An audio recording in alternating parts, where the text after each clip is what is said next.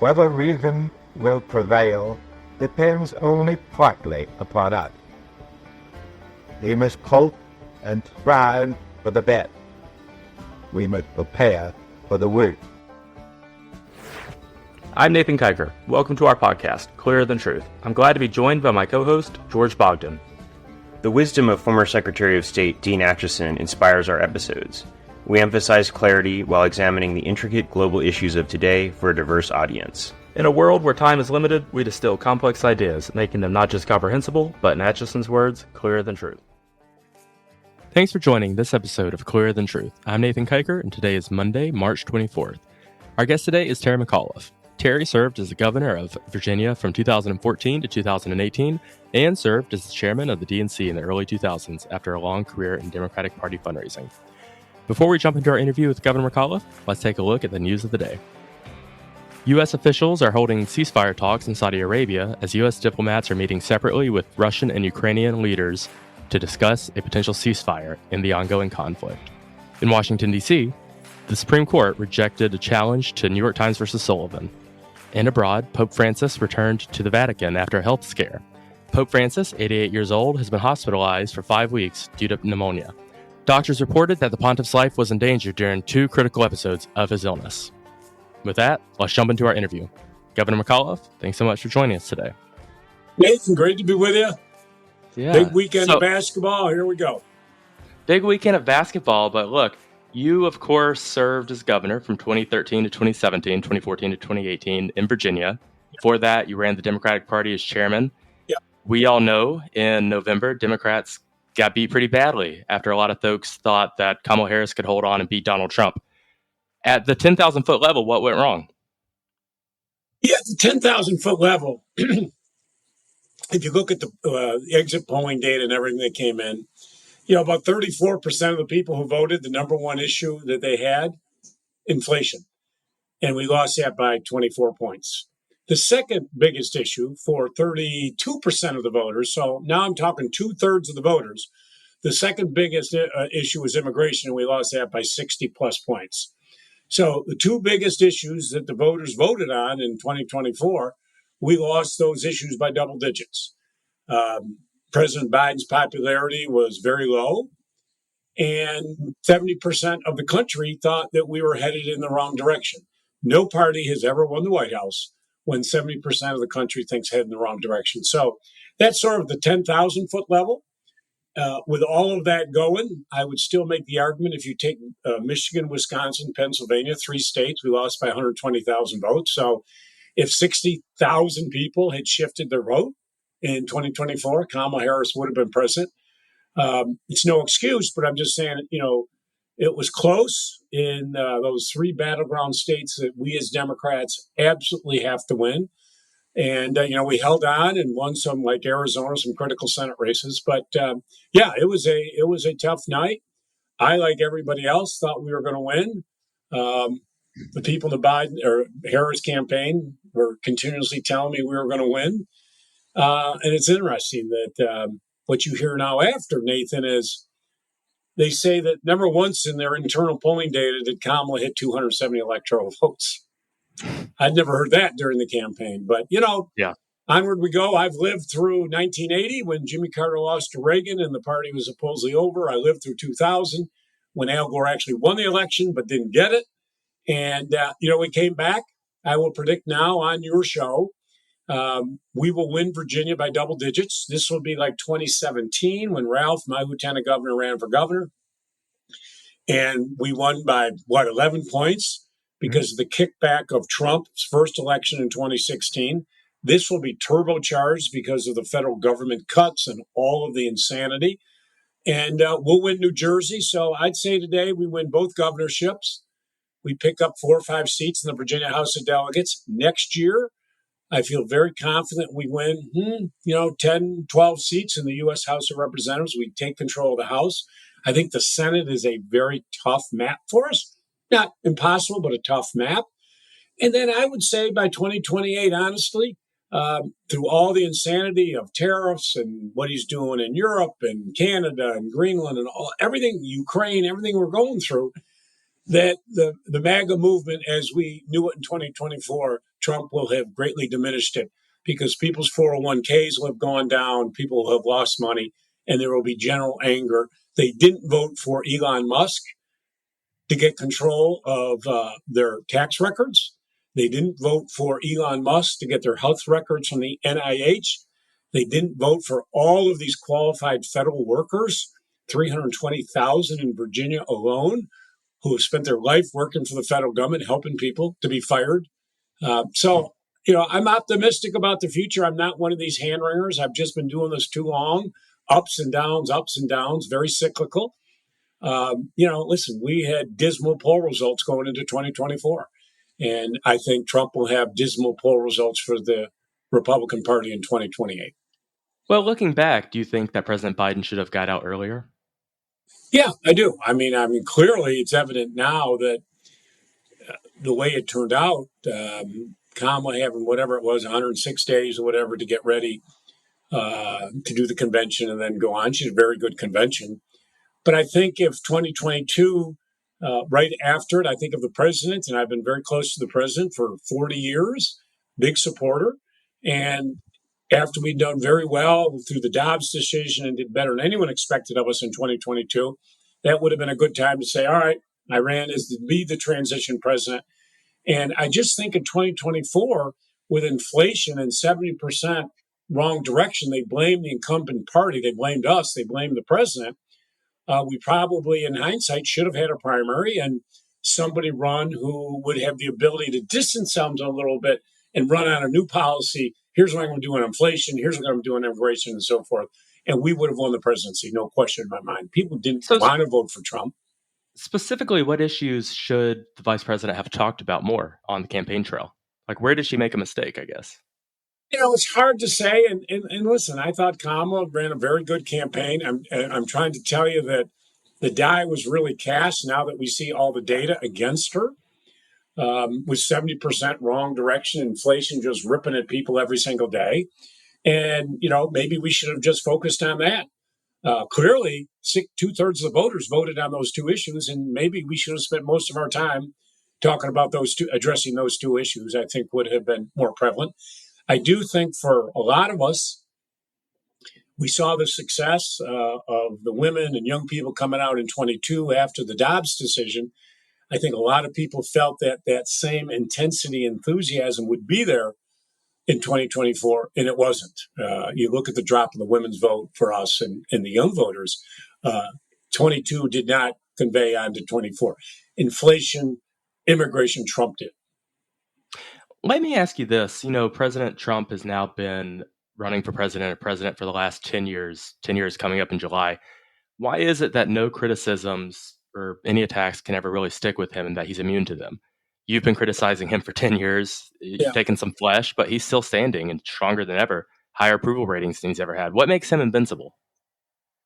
Yeah, and as I say, if we'd run a different campaign, we had a different candidate, I think you and I, Nathan, would be sitting here having a different conversation. I mean, we have to deal with what we're dealing with. But the other big issue, and I'm trying to deal with this, I was just up meeting with the chairman of the DNC the other day. When I became chairman of the party in 2001, the National Party did not have a national voter file. I mean, you will almost find that hard to believe. Republicans have had hundreds of millions of names for years. We did not have one. I finally built one, 2002, 2003, built the party's first national voter file. It's hard to communicate a message if you don't have a means of communicating. I think that is the first lesson. I think where we failed miserably in 2024 is our ability to communicate with folks through the social medium, through let it be TikTok and Instagram and X and all of that. They totally dominated those modes of communication. And I think that our party was stuck in the old traditional, newspapers and network television. But that's not where people are getting their news today. And for everybody watching this podcast, and I told the chairman of the party this the other day, your biggest mission, the biggest thing we have to do, and people say, whoa, what's the message? Forget all that. Message doesn't do you any good if we don't have a means of communication to get that message out. We have got to rebuild our party. We have got to rebuild our voter file, our national data of names that we have and how we appendage those names and how we interact and use those names so that it's up to date and we're speaking to voters about issues that matter to them. And then we have got to build our own social platforms to get our messaging out. And, listen, we all know the falsehoods that go on every single day. They've got a great means of communication. All those social medians, you got Fox News, Nations This, One Nation, One, whatever, all those different avenues of communication. And we are getting slaughtered in the communication game. Most of it is incorrect, but it sells. And we're not even in the game to get our message out. We don't need to sell incorrect information, but we do have to get our message out and why vote for Democrats. And we failed miserably in 2024 at that. Are we seeing candidates in 2025 and the chairman of the party, Ken Martin, learning from 2024 so far and getting their messages to different audiences? Well, that's the key. And that's why I was up seeing him. As you know, I wrote a New York Times bestseller on my life and business and politics called What a Party. And I talked about when I went, I had to rebuild our party. I had to go out and raise hundreds of millions of dollars, new headquarters, new TV. We didn't even have radio facilities. We didn't have. Famously, there was a woman who had flashed the DNC, I think you wrote about in your book. What's that? There was a woman who had flashed the DNC. Yeah. So, and I also went in, to be honest with you, and I cut out every consultant. We had consultants that have been in the party for 25 years. And I said, no, you're out. We're starting new. We're starting fresh. And not that they're bad, but we've got to start with a new playbook. And I think people rightfully, Nathan, are very angry about 24 and the information we were all given, which now turns out to be incorrect about where we were. And I do think there is a legitimate question of how much people made in these campaigns and the tens of millions of dollars and different fees and different deals. I think people, I've raised a lot of money for this party. I've done it all for free. I take no pay. I do this all because I believe in our party and our candidates. I think we need a good house cleaning, and I think we need a good analysis of how $2 billion was spent in the 24 campaign. And when she started the campaign and she ended pretty much in the same place, and we spent $2 billion. How was it spent? Where did it go? Who got it? I'd like to know that. I think we need a forensic analysis of how our party does business. Is the party planning to do that moving forward? Do you know? I keep arguing for this. It's not as easy. The party has to do it. Ken has to do it. They have to do it. But, we got all these outside consultants who've made all this money. You actually almost need a lawsuit or something so you can get a deposition so you can see bank records. I mean, where did the money all go? And how are we not able to move any voters? I'd like to answer that question. I have a legitimate right to ask this question. I've probably raised more money than anyone in the history of our billions of dollars in 45 years. And I do it in the goodness of my heart, but I'd like to know the answer. But I don't want to be negative. I'm just saying, you got to learn as I say, when I went in, I got rid of everybody, rebuilt the party, built the infrastructure, built the first voter file. That's what Ken has to do. The new chairman of the Democratic National Committee is rebuilding and fixing this social media and communication tool problem that we really have. I will say, so we met 8 years ago, and the thing I find fascinating about politics is that every fundraiser you're at, you see the exact same people you saw at a fundraiser 8 years ago. Bizarrely, people may get a little older, but they stick around. But it does seem that the Democratic Party, despite being reliant on minorities and women for a long time, has been run by 60, 65-year-old white men strategists. Do you think that this election will be You're not attacking 65-year-old white men, are you? I like some of them. I will be a 65-year-old white man one day, so no. Okay. But look, it does seem... I don't know. I'm not buying that. I'm sorry, Nathan. I'm not buying that. Yeah. These campaigns are run by people in their 30s. They're not run by 65-year-old white men. They're just not. I mean, everybody who's involved in these campaigns. We know who runs them. And the people who for 40 years have come and gone to fundraisers and given money, thank you for doing it. Are you kidding me? I mean, why would we attack people who supported this party? Thank goodness they're there. And I hope they're there for another 40 years. The key is to continue to bring new people in. But, these campaigns are not run. They're run by younger people. And no knock on anybody running campaigns. But when you don't get the results you want, I do think we need to do an analysis. how money was spent, where did it go, how could we have shifted 60,000 votes in 3 states and won the presidency and defeated Donald Trump? I think that's a legitimate question. Yeah. Let me ask you this. Looking to 2028, obviously we're still 3 years out. It's too early to start sort of projecting. I know CNN actually did a March Madness style bracket for 2028 presidential contenders. Do you have you don't have to name a person, but do you have a type of candidate you think should run in the primary in 28 and could win? I hate these things, and you're right. We're 3 years out. I think we've got three big elections always a year after the presidential: governor of Virginia, governor of New Jersey, and the mayor of New York. Those are really big things that I'd like people to focus on. I'm really focused on winning the House back next year because they control all the avenues of power. They got the House, the Senate, they got the judiciary at the Supreme Court level. Thank goodness for these lower court judges who are standing up to Trump's insanity. Thank goodness for that today. And they've got the White House. So, and I've done this for years. I did it when I was chairman of the party. I hate when people talk about an election 3 years away when the future of our party is going to depend. I truly believe we have got to win this House of Representatives back in 2026. We need one branch of government, one element of the Congress to stop. I mean, the damage is going to be done in 2 years, but we've got to stop those following 2 years. But, where we're going to be in 2028, I will say as a 30,000 foot level, I always like governors. I was a governor. I mean, at the end of the day, governors have to produce every day. I ran a $130 billion biennium budget, 156,000 state employees. I'm not allowed to have debt. Governors can't have debt. If our revenue, we have a shortfall, then we got to cut. In Congress today, I mean, what are we, $34 trillion, the debt of the United States of America? That's an unsustainable model. It's not going to affect me, probably my children a little bit, but my brand new grandson, Connor Terrence McAuliffe, who was born 4 months ago, truly going to affect Connor. I mean, we have to do. So I like governors. They're executives. They make decisions. As governor, I ran education. I ran healthcare. I built the roads. I cleaned the roads, ran the budget. So I think I like people with executive experience only because I want someone in office who is going to produce, who's going to get things done. At the end of the day, it's not rocket science what voters want.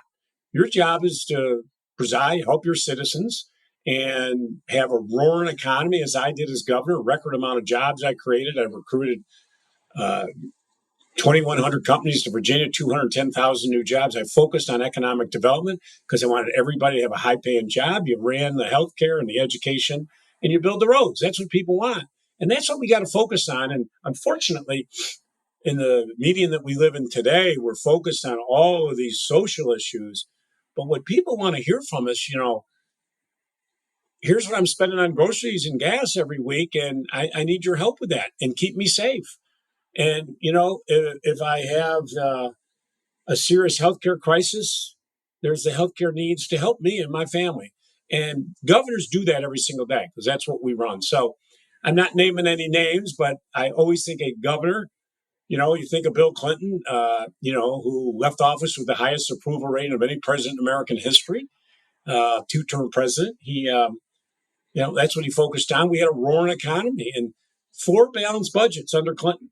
2 years, for your young listeners today, they're going to find this hard to believe. We had 2 years of budget surpluses, which means the federal government brought in more than they spent.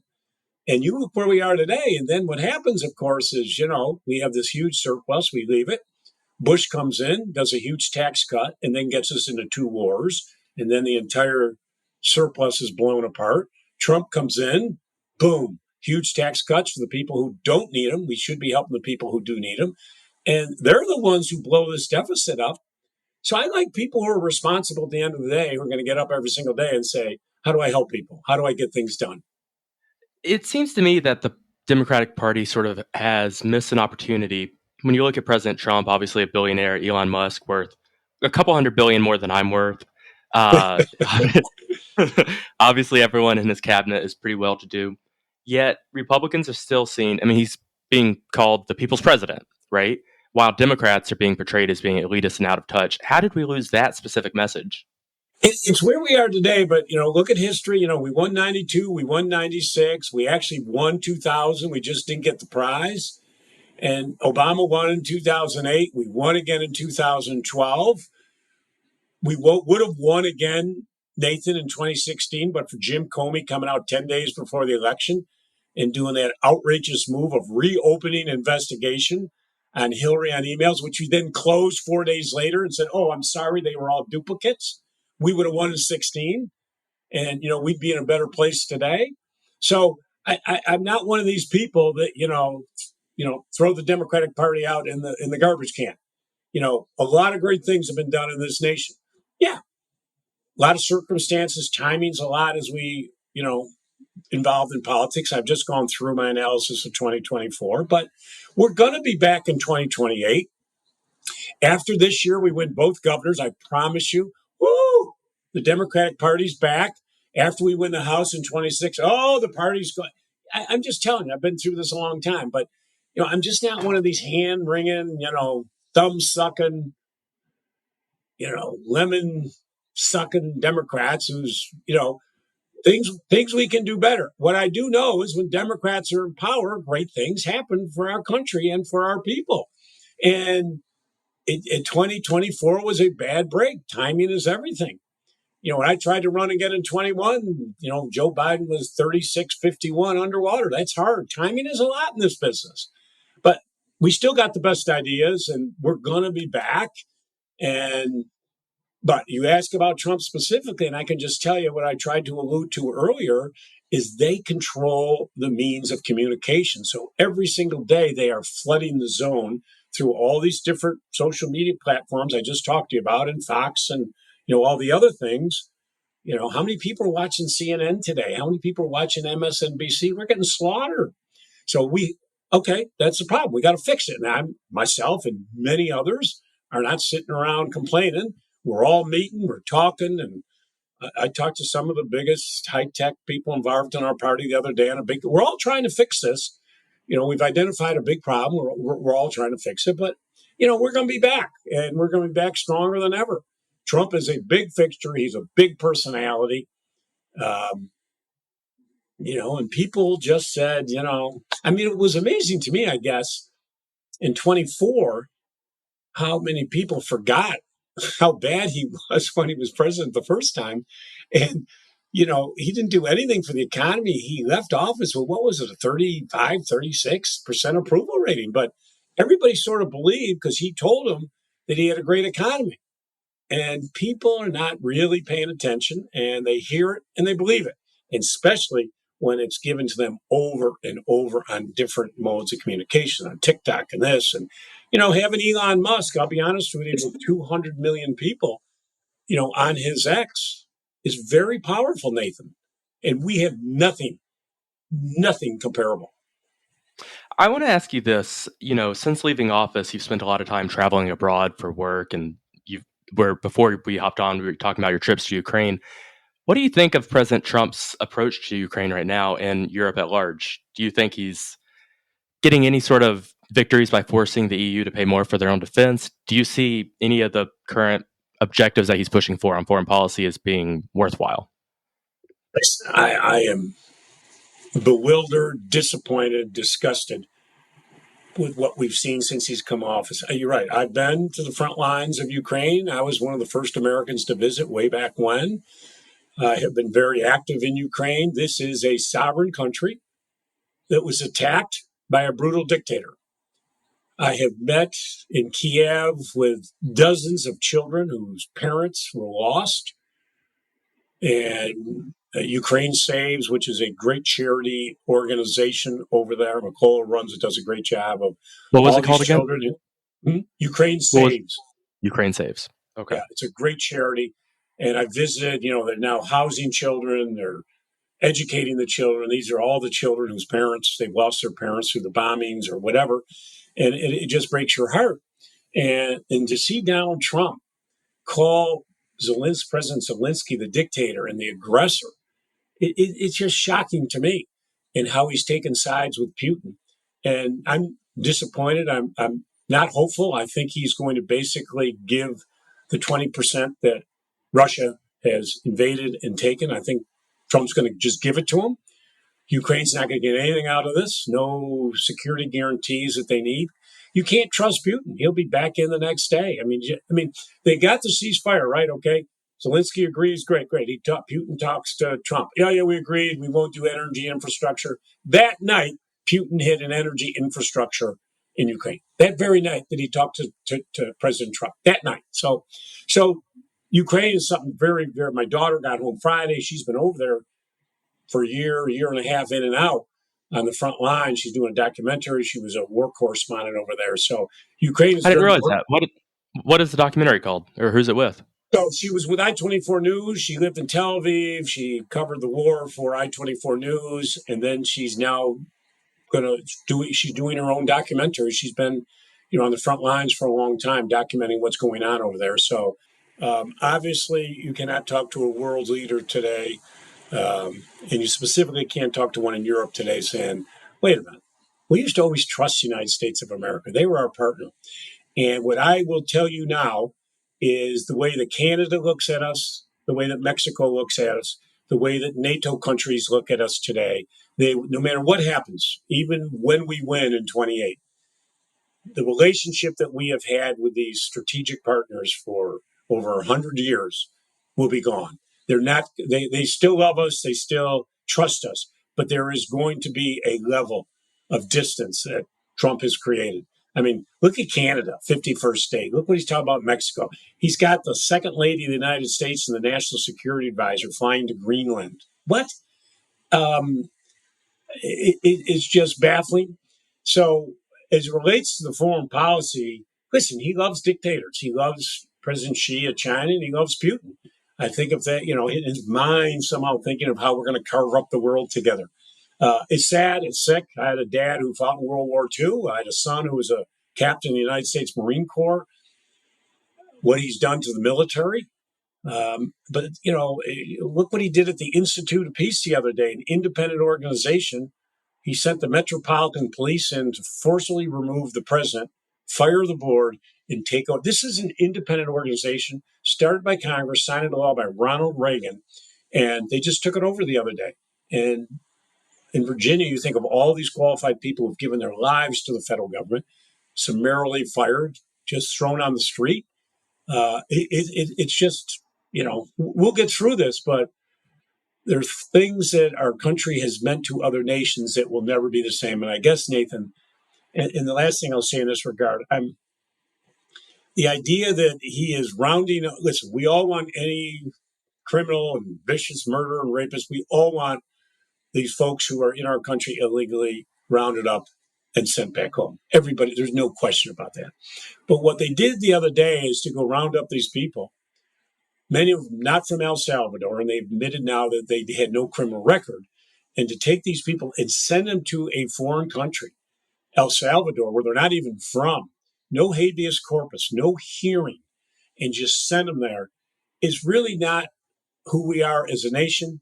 And it goes to the core of the Constitution of the United States because a federal judge issued an order to stop it and to have those planes turned around and come back. And the Trump administration just ignored it. So separation of powers. And what I worry about is Supreme Court comes out with a ruling and Trump says, I got guns, you don't. Go ahead and enforce it. I don't care. We're already seeing this at the district court level. This brings me to an interesting, and let's make it our closing point just to respect your time. But it does seem that there's a lot of fear that Trump's attacks on our institutions, democratic institutions, and just civil society at large are not just temporary. These things will stick for a generation. How do we, as both a party and a country, sort of make institutions and government not seem... How do we repair these civic institutions that have been so important for 250 years after Trump? Or are they forever damaged? I think they're forever damaged. To what degree, I don't know. But nobody, and I travel the world. I mean, I just got back from the Middle East. I've been all over the world. I can just tell you, they're not looking at us the way they did. We were the one superpower of the world. We were the shining light, the beacon of democracy. In times of crisis, we would be there for democratically elected countries. They don't believe that. Clearly, they don't believe that in Europe anymore, and they know that they're pretty much going to have to do their own defense. They can't rely on us the way they used to. And listen. I worry about Putin. I mean, once we're done with Ukraine, is it Lithuania? Is it Estonia? What's he do with Poland? I mean, this man is a dictator, and he's going to literally want to go on and do other things. So that should be big concern to all of us. The thing I also worry about here in America, and listen, we have an aging workforce. When I was governor in the state workforce of Virginia, all states are an aging out workforce. My whole thing is let's get some new blood, some younger people in the state government. I always told young people, you don't go fine, work for the federal, work for the state government because you can rock and roll. You're a young person, you go in the governor's office, I want to get this thing done. Boom, I pull out a pen, I set an order, you go do it. You can get a lot of great stuff done. And I did a whole program. If you go to college, we'll pay for it. If you come give me 5 years of service at the state. So, I was really about reinventing our government, getting some new life and new ideas and new energy. What I worry about with all these firings and the way he's constantly ridden down our federal and state employees is if you're a young person today, am I going to go work for the federal government? No, that's a career ender. There's no long-term path. So I worry about the brain drain. And this is a very complicated federal government. I could just tell you as a governor trying to negotiate and deal with the federal healthcare laws and how we apply and how we administer Medicaid, Medicare through the federal government is so complicated. You need great qualified people to help you do that. And Nathan, I worry that we have now set a tone that young people are not going to go work in the government. And, that's unfortunate. Now, how do we change all this? As I told you, we start winning some elections. We got to elect a president 28 who upbeat, energetic, brings people together. We can get over this pretty quickly and put the Trump era behind us. But there's going to be the 2024 election will have long-term damaging consequences. But it is what it is. I can't, but we can fix it. We can get it back. Can we get it back to where we were? I hope I'm the ultimate optimist. We can make our country better. But all of us, I don't care, Democrat, Republican, Independent, we got a lot of work to do. I think many of you who thought maybe, let's give it a ride and vote for Trump. He won't so bad, blah, blah. You've learned a lesson. And he's worse than anyone could have possibly thought possible. Okay, what does that mean? All right, that means you come out, you get active in the elections the next couple of years, and you bring 10 of your friends with you. Because we have to for the sake of our country, for the sake of your children. And you're confident that Democrats will win in Virginia if they do that this year? Listen, I hate to put numbers. We're going to win by double digits. I remember in 2017, as I said, Ralph Rand, my lieutenant governor, I think he won by 11, and because that famously the most charismatic person in politics too. I loved Ralph. He was charismatic. He was charismatic in his own way. He was a doctor. Yes. But because of the Trump kickback, you got to remember for your podcast viewers, I think it's 54 years in Virginia. So we're always after the presidential. For 54 years, the party that wins the White House, the next year, the other party wins the governor's mansion. We are so tied to the federal government. Only once in those 50 plus years has that been broken. When was that, Nathan? 13. Very good. Obama won in 12 and I won 13. That is the only time. But I will tell you, when I ran in 13, they came out with the healthcare. Remember, they rolled out the new healthcare sign up, and it turned out to be such a disaster. I was 10 points up every day. But, listen, we're very closely tied. And now you've got Trump, the insanity and laying off we're number one in the country for federal workers. And it's not only workers. This is an important point. People always talk about the federal workers. Yes, very important. It's the federal contractors. That is even a bigger number in Maryland, D.C., and Virginia. Those that have contracts, they may live in Virginia, they do their work in Maryland, but we're going to be potentially talking hundreds of billions of dollars, hundreds of millions or billions of dollars that are being cut today.